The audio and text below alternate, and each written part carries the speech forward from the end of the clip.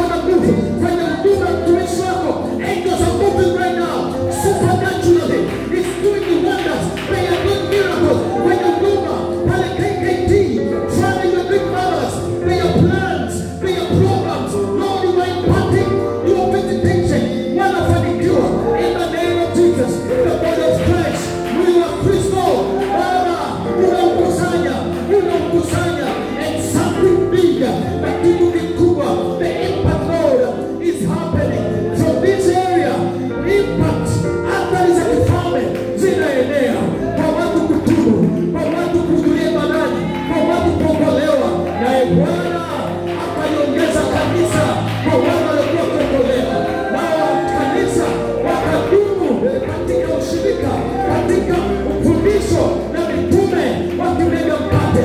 Roho ya kudumu, roho ya kukusanyika, roho ya toba inamiminwa. The kingdom mindset is released. Religiosity is defeated. Dini inaanguka, udhehebu unaanguka, uchawi wa Kikristo unaanguka, uchawi wa Kipentekoste unaanguka, uchawi wa kidhehebu unaanguka kwa jina la Yesu. Ufalme wako unakuja pamoja, mwili wako unakaa pamoja.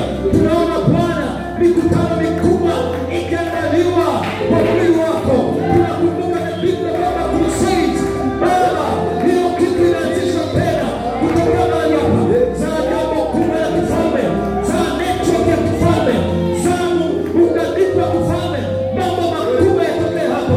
Watumishi wakubwa waje, neema kubwa zije, watu wengi waokolewe. Baba, nakushukuru kwa ajili ya siku 5 za kuzaa mambo makubwa ya kifalme kwenye maisha ya kila mmoja mmoja, kwenye maisha ya huduma na kwenye maisha ya watu wa mji huu. The series of matanga, meza za kitabu zimepinduliwa. And Lord,